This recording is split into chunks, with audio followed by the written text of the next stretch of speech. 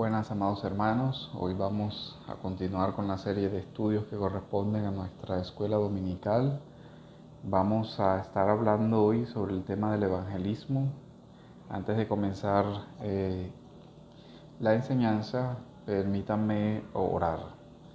Bendito Dios, te damos gracias, Señor, por tu amor y por tu misericordia, porque hoy, Señor, de nuevo nos permites reunirnos como iglesia aún en medio de la distancia, Padre, para aprender de tu palabra y para ponerla por obra, Señor. Que tú nos asistas y nos ayudes en todo, en el nombre de Jesús, nuestro Salvador. Amén. Hoy vamos a hablar del pueblo de Dios como pueblo misionero, de lo que implica la misión, la evangelización. Quiero comenzar leyendo el texto que se encuentra en el Evangelio de Mateo, en el capítulo 28, que es el texto de la Gran Comisión, que es muy conocido, y vamos a hacer algunos aportes sobre ese tema con relación a la misión que tiene la Iglesia y cada uno de nosotros. Ya en la enseñanza anterior se habló sobre el evangelismo en el nivel personal y relacional. Ahora nos vamos a ubicar en el contexto de la iglesia como pueblo y su responsabilidad con la evangelización o con la misión que nosotros tenemos como pueblo de Dios de extender el reino de Dios por medio de la predicación y la evangelización.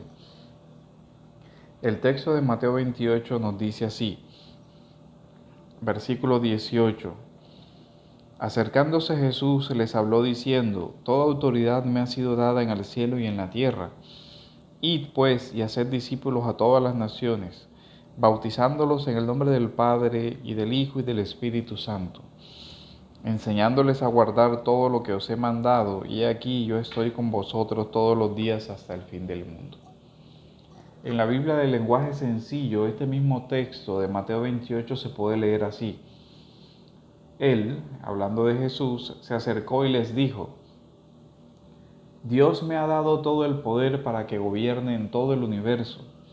Ustedes vayan y hagan más discípulos míos en todos los países de la tierra.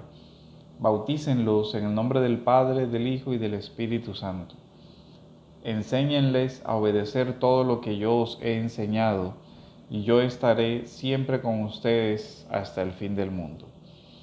Quiero que también leamos el texto que está en el Salmo, capítulo 2, versículo 8. Pídeme y te daré por herencia a las naciones, y como posesión tuya los confines de la tierra. Los quebrantarás con vara de hierro, con vasija de alfarero los desmenuzarás.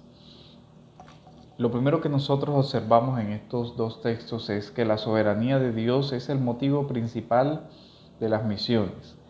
El motivo principal por el cual nosotros debemos ir y predicar el Evangelio es porque Jesús es soberano sobre toda la tierra. Toda potestad le fue dada. Estas palabras en el contexto del Evangelio de Mateo están después de la resurrección del Señor, lo que nos indica que el último enemigo, que es la muerte, ha sido ya vencido, como lo dice 1 Corintios 15, 55. Este hecho, la resurrección, demuestra que las naciones fueron dadas como herencia por el Padre a su Hijo. Y en ejercicio de esa autoridad regia, de ese reinado, nosotros vamos y proclamamos las buenas nuevas del Evangelio, que son las buenas nuevas de que el Rey anuncia que ofrece la reconciliación y la paz para todos aquellos que están apartados de Dios. El Padre gobierna todo el universo y el Padre ha dado a su Hijo toda la potestad en manos del Mesías, del Salvador. Dios encomendó su historia. La historia de la redención ahora está en manos del Hijo de Dios, quien, como en el Salmo 2, también vemos que toda potestad regia le ha sido concedida. La historia del reino de los cielos entonces va a estar marcada por la persona de nuestro Salvador. De ahí que como iglesia debemos proclamar que Jesús es el único y suficiente Salvador. Este es el eje del evangelismo. ¿Qué es lo que cuáles son las buenas nuevas que nosotros presentamos? Que Jesús reina poderoso sobre toda la tierra, que Él es el nuevo regente del universo y Él nos envía a todas las naciones del mundo a anunciar que Él reina. Nosotros vamos a proclamar el reinado de Cristo. Dios ha dado el trono a su Hijo y la facultad para juzgar. Una vez que el Señor ha ascendido a los cielos, Él en su segunda venida vendrá a juzgar a vivos y muertos. El Hijo de Dios ha recibido la herencia eterna de todas las naciones y por esa autoridad soberana, Él envía mensajeros, heraldos, proclamadores del reino de los cielos. Y esa es la misión esencial de la iglesia. La iglesia tiene una misión hacia afuera y es proclamar, extender el reino de los cielos hacia todas las personas. ¿Qué es lo que proclamamos? Que Jesús, el Hijo de Dios, el Rey de Reyes y el Señor de Señores, ha vencido la muerte, ha prometido venir por segunda vez. Él vendrá a juzgar a vivos y a muertos. Él es Rey. Y quien escuche la buena noticia del Evangelio entonces y se arrepienta será salvo. La misión de la iglesia entonces es proclamar eso. Las misiones entonces son la consecuencia de que el Señor ha sido entronizado. Las misiones son el medio por el cual la iglesia le anuncia al mundo que Jesús es Rey sobre todos los reyes de la tierra y que ninguno podrá oponerse a Él, que Él los quebrantará con vara de hierro y como vasija de alfarero los desmenuzará a todos aquellos que se oponen a su reinado. La urgencia del mandamiento de la misión está aquí. Dios nos envía a llevar las buenas nuevas del Evangelio, a llamar a todas las personas a que se arrepientan. Ahora, el texto de Mateo nos hace un énfasis en algo que es esencial para la iglesia y es la misión de la iglesia es discipular. Evangelizamos, es decir, proclamamos, enseñamos, llamamos al arrepentimiento. Y aquellas personas que creen gracias a ese llamado, entonces viene el otro aspecto que es la responsabilidad de la iglesia y para lo cual debemos formarnos todos nosotros. Y es ir y hacer discípulos. Ir y hacer discípulos es el mandato que Dios da. La evangelización es el primer aspecto con relación al discipulado. Evangelizamos, es decir, le presentamos las buenas nuevas a las personas. ¿Cuál es en esencia la buena nueva? Mira, hay un rey. Tú estás en rebelión contra ese rey. Ese rey nos ha encargado, nos ha comisionado para que te llamemos a ti, a que te arrepientas, para que pueda haber una reconciliación, el rey te perdone y puedas entrar de nuevo a su reino, porque todos estamos destituidos de ese reino por causa del pecado. Pero Jesús vino y con su venida inaugura el reino de los cielos, el reino presente, y de ahí en adelante la iglesia proclama ese reino. La iglesia envía personas a todas las naciones del mundo anunciando Jesús ha resucitado, ha vencido a la muerte, está sentado a la diestra del Padre. Su muerte ha traído reconciliación, su muerte ha traído perdón, su muerte ha traído justificación. Y así proclamamos a toda gente de toda tribu, lengua y nación, como dice Apocalipsis 5:9. En este sentido, nuestro Señor es Rey, pero el Señor también fue Maestro. Mientras estuvo en la tierra, Él enseñó a sus discípulos durante todo el periodo de su estancia en la tierra y los fue entrenando, los fue capacitando para ir. Nosotros aquí vemos tres aspectos esenciales. Primero, Jesús llama, luego Jesús instruye a sus discípulos y por último Jesús envía. En esa etapa estamos nosotros. Somos discípulos que somos enviados ¿a qué? A ser discípulos. No es simplemente regar, esparcir el mensaje, sino que cuando alguien responde ese mensaje, nosotros entendemos que es la gracia de Dios quien le ha permitido responder y en consecuencia ahí tenemos un discípulo, alguien a quien Dios le ha dado la vida nueva, como en el caso de Lidia, donde Dios abre el corazón de Lidia para que crea, y a partir de ese momento entonces comienza su proceso de ser discípulo. ¿Pero qué es ser un discípulo? Sería la pregunta. De una forma sencilla diremos que un discípulo es un aprendiz, es un estudiante, es alguien que está en proceso de formación, lo cual quiere decir que un discípulo necesita de un maestro. Y aquí es donde la iglesia debe proveer de esos maestros para todas aquellas personas que llegan al Evangelio para que puedan ser instruidas en la palabra de Dios, pueda enseñárseles la Biblia. ¿La Biblia para qué? Para que esa persona pueda vivir de acuerdo a los mandatos del Evangelio. El texto de Mateo claramente dice que id y haced discípulos a todas las naciones, enseñándoles a guardar.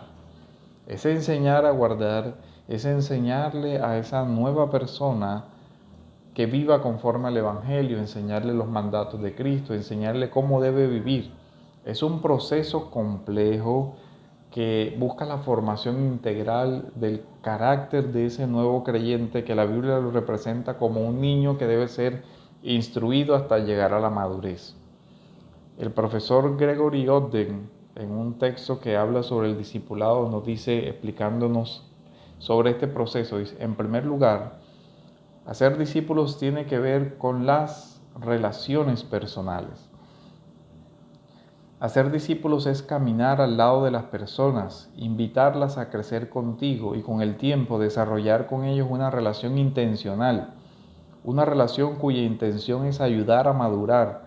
Un discipulado no es un programa, sino una relación.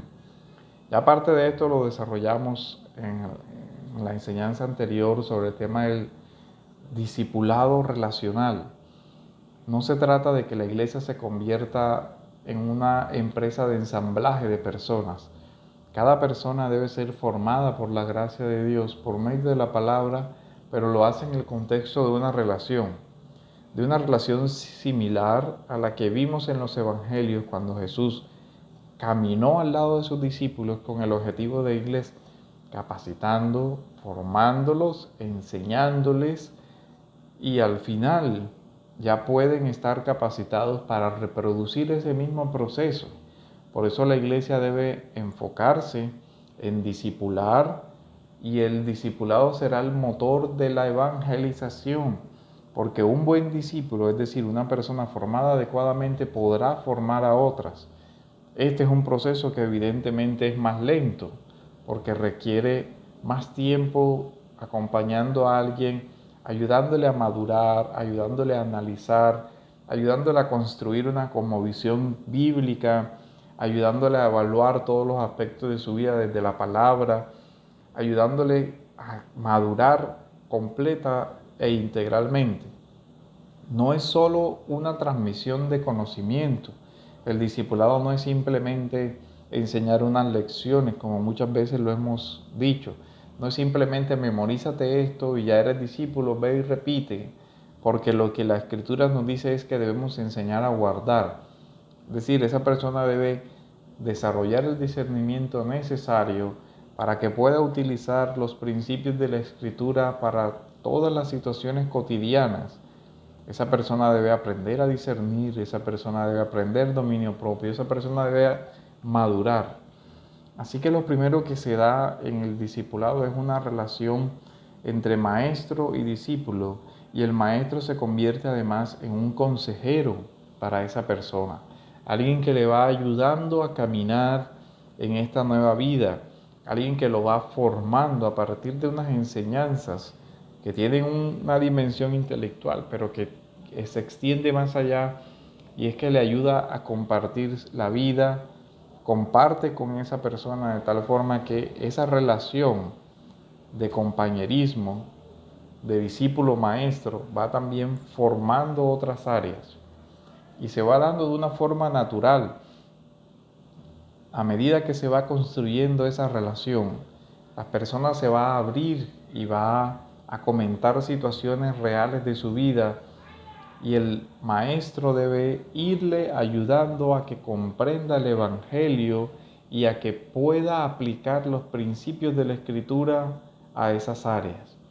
Enseñar a guardar, como dice el texto, El discipulado es la instrucción en la doctrina cristiana, pero la instrucción en la doctrina cristiana con el objetivo de que esa persona pueda aprender a aplicar esa escritura a su propia vida en los diferentes aspectos. Así que discipulamos, enseñamos a poner en práctica lo que esa persona va a aprender. Y aquí es donde debemos tener claro que el nuevo discípulo o la persona que ha sido evangelizada debe ser guiada por una persona madura, por una persona que a su vez ha sido discipulada para que pueda darse un proceso de forma sana. De nuevo quiero citar al profesor Gregory Ogden, donde dice: muy pocos creyentes tienen a alguien con quien desarrollar una relación sincera, alguien a quien rendir cuentas cuando no están trabajando para conseguir esos objetivos. Eso es lo que propone el discipulado. El discipulado nos debe formar para eso. Y esa es la misión de la iglesia, porque la misión de la iglesia es capacitar a los santos para la obra del ministerio. Entonces nosotros como iglesia debemos procurar, y es nuestro deber, ayudar a que las personas se formen para que la persona pueda cumplir la misión de ir y enseñar. Como lo dice Filipenses, como lo dice Timoteo, donde en primera de Timoteo, por ejemplo, lo vemos: esto enseña a los hermanos, serás un buen maestro de Jesucristo. Lo que aprendiste y recibiste y oíste y vistes en mí, esto haced, y el Dios de paz estará con vosotros. Lo que hemos oído de muchos testigos, eso encarga a otros hombres que sean idóneos para enseñar, le dice Pablo a Timoteo. Y ese es nuestro objetivo, es una enseñanza lo más personal que podamos. La iglesia no es una fábrica que reproduce en cadena. La iglesia es formadora de discípulos y a eso debemos enfocarnos, porque esos discípulos serán los evangelizadores y lo harán de forma natural, por la misma dinámica de haber sido instruidos, enseñados. Esa persona madurará y entonces irá a cumplir la gran comisión. Esa es la función de la iglesia, el rol que la iglesia hace. Como dice Efesios 4:11, dice: y él mismo constituyó a unos apóstoles, a otros profetas, a otros evangelistas, a otros pastores y maestros.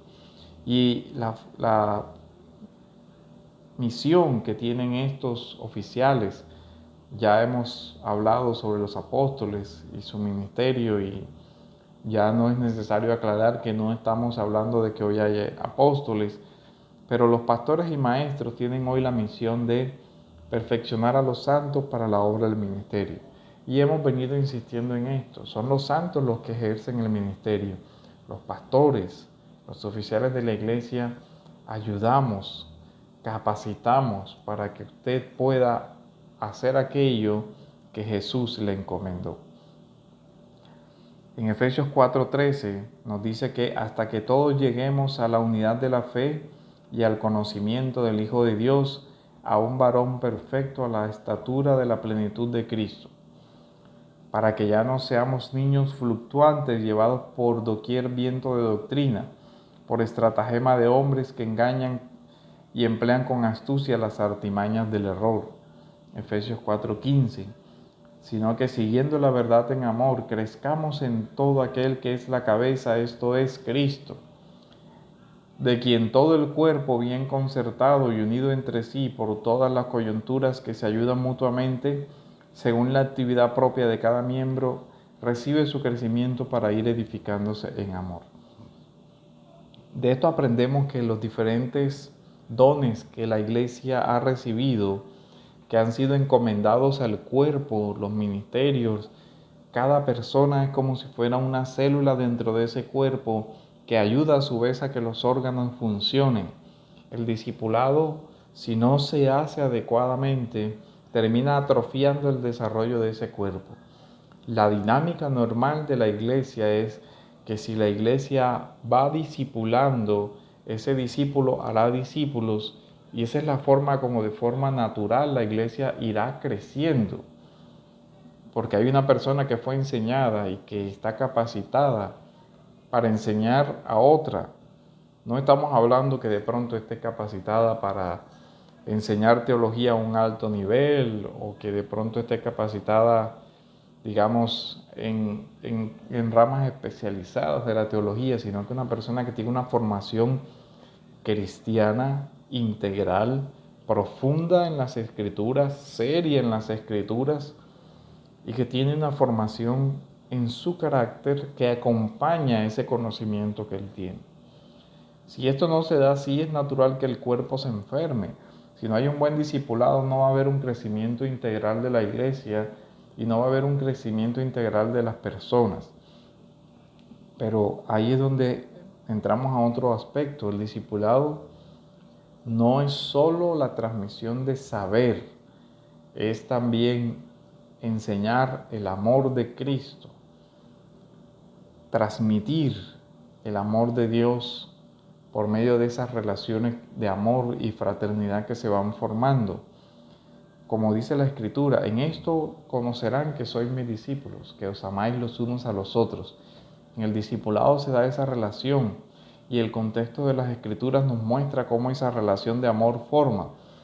Quizás uno de los ejemplos más distintivos de esto es cuando Pablo habla de Timoteo, aquel a quien él instruyó en la fe, discipuló y después comisionó y que después terminó siendo pastor, que lo acoge como si fuera su propio hijo. Esto es distintivo. El discipulado es la expresión del amor. El verdadero amor discipula, corrige, instruye. Un mandamiento nuevo os doy, dice el Evangelio de Juan, que os améis los unos a los otros como yo os he amado, que también os améis unos a otros. En esto conocerán que sois mis discípulos. ¿Cómo conocerán que somos discípulos de Cristo? Porque nos amamos los unos a los otros. Y en el discipulado se da esa relación de comunión, de amor, de fraternidad. Si tuvierais amor los unos con los otros, es la forma como nos vamos a mostrar como discípulos. Es decir, que el discipulado debe enseñar a amar como Dios nos amó. Ya vemos entonces que no es simplemente conocimiento, sino que debemos amar como Dios nos amó. El discipulado nos capacitará entonces para ir y hacer discípulos a todas las naciones. En el libro de los Hechos, en el capítulo 1, versículo 8, podemos leer: pero recibiréis poder cuando el Espíritu Santo haya venido sobre vosotros, y me seréis testigos en Jerusalén, en toda Judea, en Samaria y hasta lo último de la tierra. Ya sabemos que esto se cumplió en Pentecostés, pero lo que vemos aquí es que la misión que Dios le dio a la iglesia de evangelizar se extiende a todas las naciones de la tierra y que el Espíritu Santo es el que acompaña a la iglesia en la proclamación. Para eso es esencial lo que ya hemos venido recordando, que la iglesia debe dedicarse a la oración y a la predicación, que debemos orar para que nuestra predicación sea escuchada y para que sea escuchada el Espíritu Santo debe actuar en el corazón de esa persona para convertirle. Entonces, la iglesia unida debe orar y debe enseñar a discipular. Para eso están todos los oficiales de la iglesia y para eso la iglesia misma se entrega a formarse para que eso pueda ser así. Esto no es fácil. Si nosotros vemos la primera carta del apóstol Pedro en el capítulo 3, versículo 15, vamos a ver que en esa misión o en ese discipulado también se requiere que las personas sean formadas para, con reverencia, con mansedumbre, defender la fe. Y quiero leer el texto y resaltar dos aspectos diferentes. Dice: si no, santificad a Dios el Señor en vuestros corazones y estad siempre preparados para presentar defensa con mansedumbre y reverencia ante todo el que os demande razón de la esperanza que hay en vosotros. Dos palabras: presentar defensa, estar preparados para presentar defensa razonada, para poder argumentar, para poder persuadir, para poder responder preguntas sinceras, para poder mostrar las razones de las cuales nosotros creemos. Debemos estar preparados para eso, porque las personas legítimamente a las que estamos evangelizando nos pueden pedir cuentas de nuestra fe. ¿Por qué tú crees que alguien se levantó de la tumba si eso no es muy común que suceda? ¿Por qué tú crees que esa es la palabra de Dios? ¿Por qué si todo el mundo dice que cree en Dios, cada uno hace cosas diferentes? ¿Por qué existen tantas religiones en el mundo? ¿Cómo sabes tú que esa es la verdad? Todas esas preguntas debemos responderlas con razones. Cuando las personas nos demandan razón, debemos responder con esas razones. Pero además de eso, el texto dice presentar defensa con mansedumbre. Ahí se ocupa del carácter, es decir, no solamente vamos a responder a la altura del requerimiento, sino que vamos a responder con nuestro carácter, con la mansedumbre con la cual respondemos, también proclamamos el Evangelio. No solamente con la razón objetiva, o con el argumento, o con la evidencia, o con la explicación es que predicamos y discipulamos y extendemos el reino. No, lo hacemos con la mansedumbre y la reverencia con la cual nosotros respondemos a aquellas personas que sinceramente piden razón de nuestra fe. Porque la misión es eso, es como una guerra de ideas, donde hay muchas personas cautivas y esclavizadas por Satanás en su propia mente. Sus pensamientos están confundidos. Segunda de Corintios nos dice esto, que el demonio ha creado fortalezas y que nosotros debemos ir y presentar defensas con argumentos para derribar esas fortalezas. Pero la derribamos con los argumentos, pero también con nuestro testimonio y por supuesto orando para que el Espíritu Santo ilumine, quite el velo de esa persona, porque su mente está entenebrecida, está ciego, necesita ver la luz del Evangelio y de la gloria de Cristo. Nosotros debemos como creyentes demostrar eso, debemos demostrar que conocemos la verdad en su dimensión histórica, las pruebas que respaldan nuestras afirmaciones, pero debemos entender que el hombre natural no puede discernir las cosas que son del Espíritu. Por esa razón, nuestro conocimiento o nuestros argumentos o la razón de nuestra esperanza debe ir acompañada de la obra interior del Espíritu Santo. Sabemos que nuestras razones nunca van a convencer ni a crear nueva vida. Nuestras razones no van a transformar el corazón del hombre. Pero, si bien es cierto, nosotros no somos los que convencemos, eso no nos exonera de dar las razones. El pastor Fernando Sarabi dice algo que quiero que meditemos. Dice, sí, Dios no necesita de nuestros conocimientos, pero mucho menos necesita de nuestra ignorancia.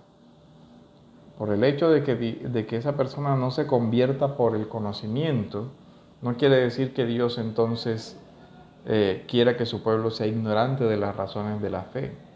Creemos para entender y creemos que nuestra fe no es irracional. Creemos que hay un elemento de misterio que va mucho más allá de la comprensión humana, pero eso es diferente.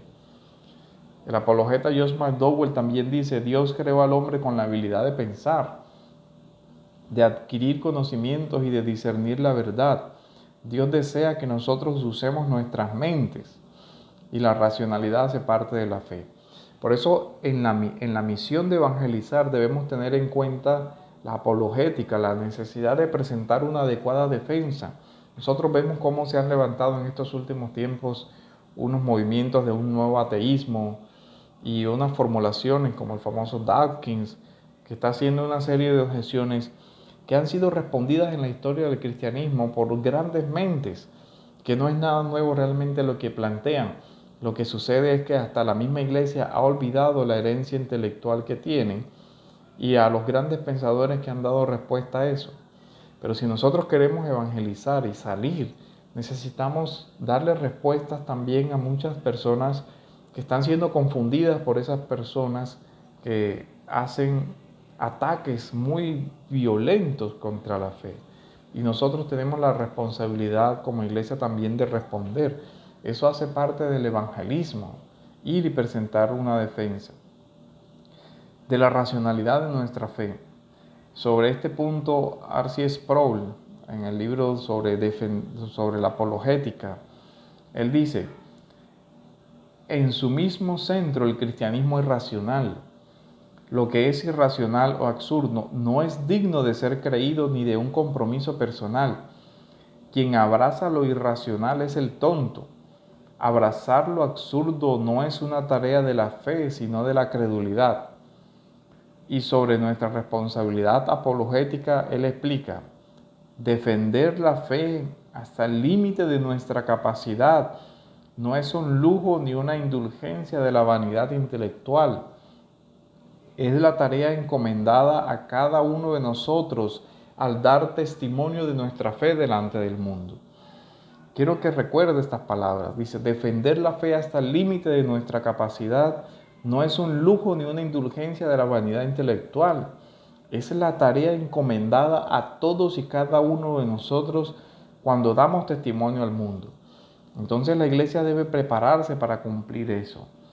Nosotros debemos presentarnos a las personas como cartas del Evangelio, dice Pablo también. Pero eso también quiere decir que debemos presentar razones. Pablo y la Escritura no nos llama a ser tontos, como dice el profesor Sproul, sino a dar razones. Pero entendiendo evidentemente que quien convence es Cristo, pero convence también usando el instrumento que es su palabra, el cual nosotros debemos estar preparados para enseñar, para poder responder las preguntas que se nos formulan y en fin, dar una razón. Para finalizar o finalizando, nosotros vemos la reflexión de John Stott. Él dice, creo que deberíamos estar orando y trabajando para que surja toda una nueva generación de pensadores y apologistas cristianos que dediquen a Cristo la mente que Dios les ha dado. Penetren con agrado en los dilemas de sus contemporáneos, desenmascaren las falsas ideologías y presenten el Evangelio de Jesucristo de tal modo que se vea que Él ofrece lo que otros sistemas religiosos no pueden ofrecer, porque Él y solo Él puede cumplir nuestras más profundas aspiraciones. Esto es a lo que la iglesia es llamada, a presentar defensa, a hacer apologética. Y ahí vemos que la evangelización es algo que demanda de nosotros formación. Muchas personas van y son enviadas de muy buena fe a hacer evangelismo, pero sin estar adecuadamente formadas, ni espiritualmente, ni sus mentes realmente claras sobre el Evangelio, y su carácter no es manso. Y esos tres aspectos son algo peligroso, porque una persona neófita puede ser lastimada en su propia fe, o más bien dicho, puede ser lastimada en su propio orgullo cuando alguien le refuta algo y se da cuenta que no tiene cómo realmente exponer adecuadamente el Evangelio, o es confundida por estos falsos maestros o muchas cosas. Nosotros no mandamos a los niños a la guerra, ningún país hace eso, pero la iglesia manda a personas recién nacidas a la guerra, sin ninguna formación, sin ninguna estructura, sin ninguna reflexión previa, sin un trabajo en sus propios corazones de entender cuál es su misión, sin una claridad de su propia mente, y eso está generando muchos problemas en las iglesias. Pero es que el problema de base que hay en las iglesias es que no hay un discipulado que forme, y si no hay un discipulado que forme no puede haber una misión. ¿Por qué? Por la sencilla razón de que la iglesia se empantana en una gran cantidad de actividades pero no forma. ¿Por qué? Porque lo que nosotros vivimos en el evangelismo es como si fuera una guerra. Pablo le dice a Timoteo, sino que participa de las aflicciones por el evangelio según el poder de Dios, por lo cual asimismo padezco esto, es decir, la cárcel, en 2 de Timoteo 1:12. Y también le dice a Timoteo, tú pues sufre penalidades como buen soldado de Jesucristo. El evangelismo es una especie de guerra. Estamos en guerra contra las potestades de las tinieblas y debemos ir preparados. Es una guerra. Uno no manda a una guerra a una persona que ni siquiera sabe cómo se usa su arma. Y muchas personas las envían a evangelizar sin ni siquiera conocen su Biblia, sin ni siquiera entienden ellos mismos el Evangelio. Les enseñaron 3 cosas y les dijeron repite aquí y los envían a predicar. No, eso no va a producir fruto. Tenemos que preocuparnos como iglesia por formar, para que así cada persona que va a hacerlo tenga la estructura suficiente para enfrentar la guerra a la que se va a enfrentar. Una guerra en donde va a sufrir, donde va a ser insultado, donde va a ser rechazado, donde va a ser chocado intelectualmente, y para todo eso debe ir preparado, no un neófito, porque el mismo neófito puede llegar a ser herido en esa guerra. Aún los soldados experimentados sufren persecuciones, sufren rechazos y todo lo demás. Así que debemos realmente estar conscientes de a lo que el Señor nos llama. Debemos ser conscientes de que el evangelismo implicará sufrimientos, esfuerzos, penalidades. El buen soldado que no se enreda en los negocios de la vida al fin de agradar al Señor que lo tomó por soldado. Todo eso es a lo que nosotros nos enfrentamos. Es una guerra y no podemos presentarlo de otra manera. Creemos que mientras la iglesia no entienda que está en una guerra contra las potestades del demonio, contra este mundo caído que se opone al evangelio y que resiste al evangelio y que ataca al evangelio, mientras uno no entienda eso, vivirá vidas light, vidas desenfocadas, vidas distraídas, y será como el de la parábola: desperdiciará su tiempo, desperdiciará sus recursos, porque es sin duda que hay una cosa que esta situación del virus nos ha enseñado, y es que hay muchas cosas que son vanas. Perdemos mucho el tiempo en muchas cosas. Hoy vivimos situaciones similares a las de una guerra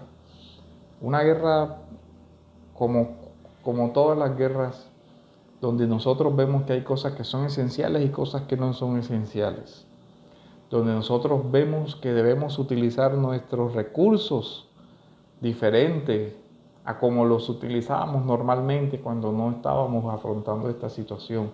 La guerra enseña eso, que hay que despojarse de muchas cosas, que hay que dejar de lado muchas comodidades que antes teníamos. Pero es que la iglesia siempre está en guerra y nosotros no lo hemos querido entender. Siempre estamos en guerra porque nosotros estamos tratando de que el Señor extienda su reinado en líneas enemigas. Nosotros vamos a donde está el enemigo instalado con la predicación del evangelio, con la evangelización. Cuando se llega a tribus donde tienen una cosmovisión diferente al evangelio, se ve ese choque. Personas que rechazan el evangelio, misioneros que son asesinados y todo tipo de atrocidades contra aquellas personas que van a predicar el evangelio. ¿Y por qué las personas reaccionan de esa manera? Porque eso es una guerra. Ellos entienden que es así. La iglesia necesita en este momento entender que estamos en guerra contra las potestades de las tinieblas. Los líderes de las misiones se preguntan, ¿dónde están las iglesias que entienden el concepto de la militancia? Que se ven como un ejército dispuesto a ir y a sufrir, que avanzan con determinación para tomar el mundo. ¿Dónde están las iglesias dispuestas a correr riesgo, dispuestas a salir en el poder de Dios? La respuesta es que la mentalidad de la comodidad y del engaño superficial ha quitado esa mentalidad de la iglesia. Si uno ve, cuando Pablo hablaba, usaba mucho la metáfora militar para la extensión del reino, porque él se veía como un soldado. Pero hoy la iglesia no se ve como soldados. No sé, creo que todo el mundo se ve como general que cree que puede mandar a otros a hacer lo que a él le toca. Y eso no es así. Todos nosotros debemos esforzarnos. Esto requiere esfuerzo, requiere tiempo, requiere energía, requiere que utilicemos nuestros recursos, nuestro tiempo, que es lo más valioso que tenemos, y nuestros recursos materiales, nuestro dinero, invertirlo en la proclamación del Evangelio del Reino. Pero si la iglesia no cambia su acercamiento a esta mentalidad de la comodidad y de la superficialidad que ha permeado todo, no va a ser una iglesia que evangelice. ¿Por qué? Porque no va a utilizar sus recursos para ir por los perdidos, sino para proveerse cada día más y más comodidades. Hay un pastor que se llama Ajit Fernando que trabaja en Sri Lanka, un país muy difícil, donde todavía persiguen y todo lo demás a la fe. Y él dice, de manera que no vamos en pos del sufrimiento, pero cuando el sufrimiento nos toca, sabemos que será usado por Dios para bendecirnos. La bendición viene mediante el sacrificio. Debido a eso, los cristianos que sufren por sus principios se consideran que el sufrimiento es un honor. Así lo dijeron los apóstoles, que Dios nos ha concedido el honor de sufrir por causa del Evangelio. Debemos esforzarnos con seriedad por el trabajo que el Señor nos ha encomendado, que es evangelizar, que es la misión de la iglesia. Pablo dice en Romanos 15:30, lo voy a leer en la Nueva Versión Internacional: les ruego, hermanos, por nuestro Señor Jesucristo, por el amor del Espíritu, que se unan conmigo en esta lucha y que oren a Dios por mí, que se unan a mí en esta lucha. La iglesia tiene que volver a ese concepto de militancia, de ser un ejército que habla en nombre del Señor, de ser los representantes del reino de los cielos, que van a la guerra contra todo aquel que se opone. Y esto también cambia la mentalidad de la oración. El pastor John Piper, hablando en su texto sobre las misiones, dice: no sabemos para qué es la oración hasta que no entendemos que la vida es una batalla. Hasta que la iglesia no entienda que está en una batalla contra el mundo, que se opone a Dios, contra las potestades de las tinieblas, la iglesia no va a orar por las misiones y no va a orar por la evangelización. Y la iglesia no va a tener la mentalidad de que eso es esencial. ¿Cómo se ve esa mentalidad en la iglesia? Cuando nosotros pensamos más en tener más comodidades en lugar de invertir nuestros recursos en proclamar el Evangelio.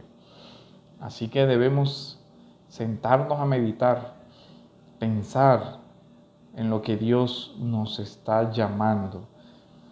Cada uno de nosotros, hermanos, debe sentarse y pensar: ¿estoy yo siendo un instrumento en las manos de Dios para evangelizar? ¿Cómo puedo ayudar a mi iglesia a evangelizar mejor? ¿Qué dones tengo que puedo poner al servicio de la iglesia para que la iglesia cumpla la misión de evangelizar? La iglesia está formando personas para evangelizar. Yo me estoy formando para evangelizar. Todas esas son las cosas que nosotros debemos pensar. Así que vamos a orar para terminar esta enseñanza y pedirle al Señor que nos siga ayudando. Bendito Dios, te damos gracias, Señor, por tu palabra y te rogamos, Señor, que nos ayudes a que tu iglesia, Señor, entienda la urgencia de la proclamación del reino de los cielos, la urgencia de la proclamación de tu palabra, que nos ayudes como iglesia, Señor, y como personas a cumplir con la gran comisión para tu gloria, porque las misiones existen, Señor, porque tu gloria es ignorada en muchas naciones. Y nosotros vamos, Señor, para que las personas conozcan la gloria de Dios y puedan venir a la salvación. Vamos, Señor, porque tú amas a personas, porque has escogido, Señor, en medio de toda tribu, lengua y nación, y has escogido que el medio por el cual vas a llamar a esas personas es por la predicación de la palabra. Así que ayúdanos, Señor, exhórtanos a que seamos diligentes en la misión que tú nos has encomendado, en el nombre de Jesús. Amén.